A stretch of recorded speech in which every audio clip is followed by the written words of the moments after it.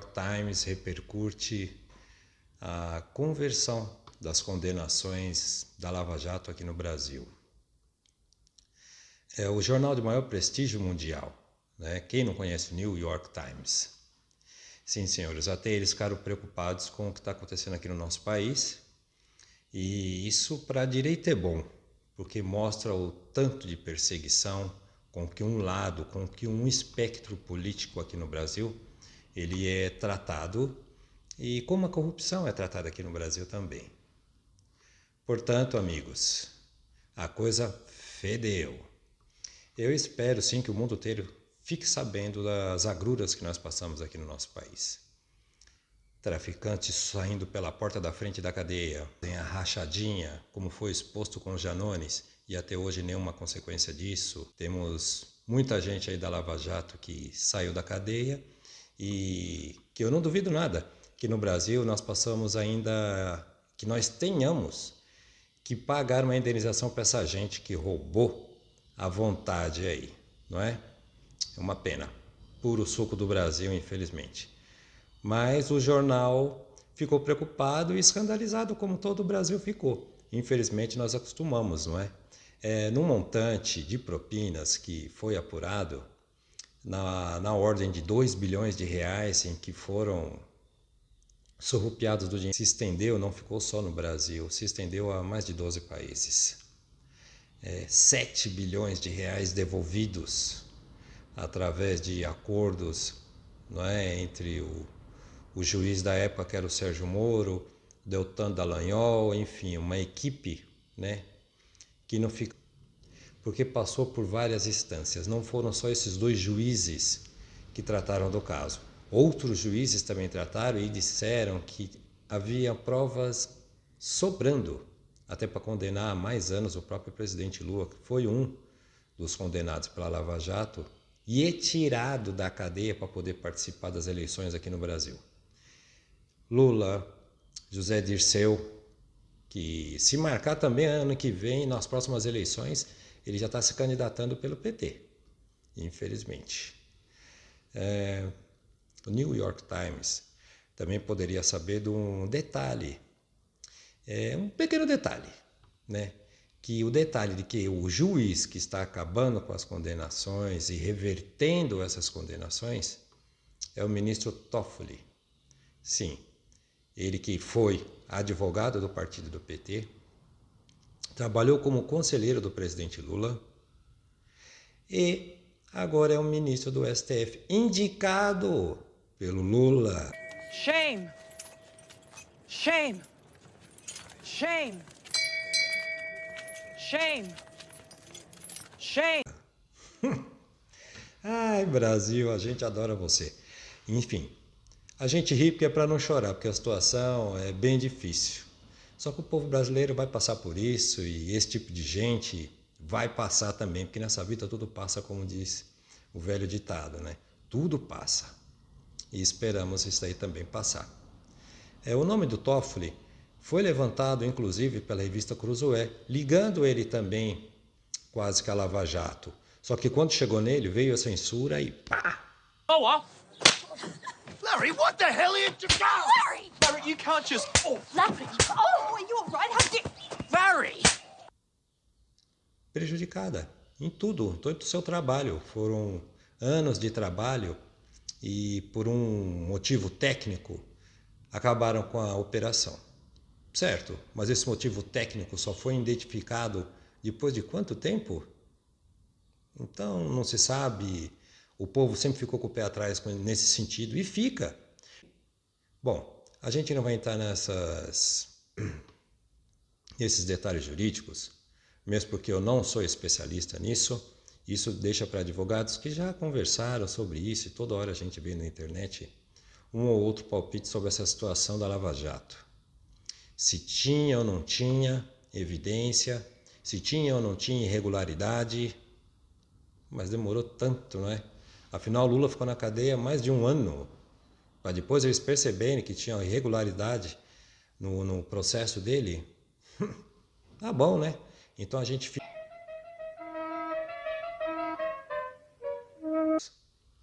rindo a nossa cara. e os juízes da Lava Jato quase sendo presos.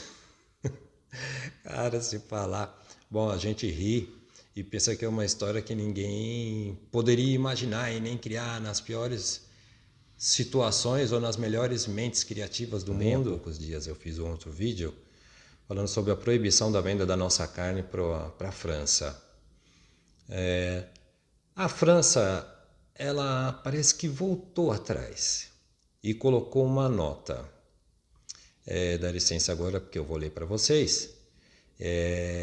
Nota feita pelo CEL, do Carrefour, aqui no Brasil. Ou CEO, para quem gosta, né, do inglês. Desculpa, eu não domino a língua e espero que vocês tenham entendido. O gerente do Carrefour, o responsável, enfim. Vamos à nota. Jamais colocaríamos a agricultura francesa contra a agricultura brasileira, pois nossos dois países queridos compartilham um profundo amor pela terra, seu cultivo e pela alimentação de qualidade.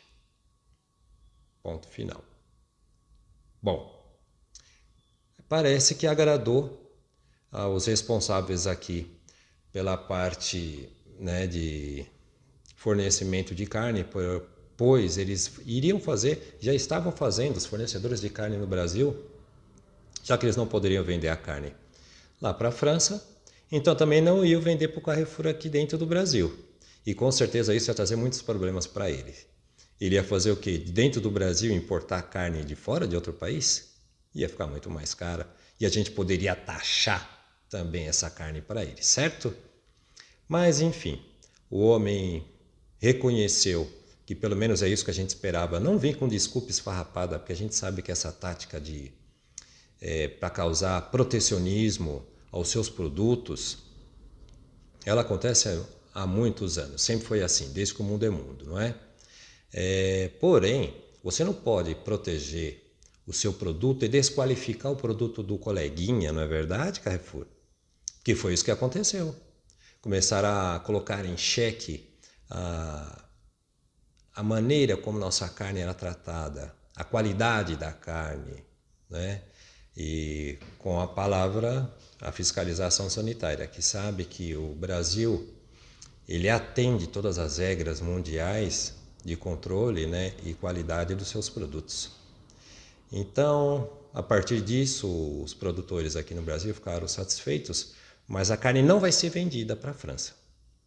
E sim, foi o que ele disse. Falou, desculpa, a gente sabe e reconhece que sua carne é boa, enfim, mas nós temos nossos produtores lá na França e a gente só compra deles, certo? Ok, tá certo. Só que eu acho também que o Brasil deveria, em reciprocidade, deixar de comprar alguma coisa deles também. Por que não? Se eles podem, por que a gente não pode? Né?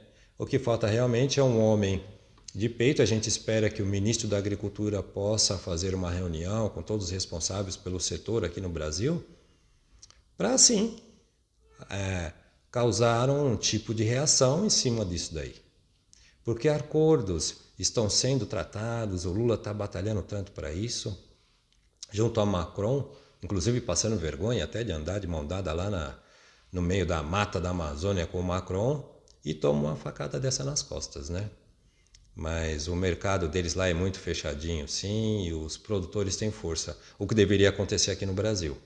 Embora o nosso agro aqui é mais perseguido do que mulher que trai. Enfim, esse é um outro assunto para um outro vídeo.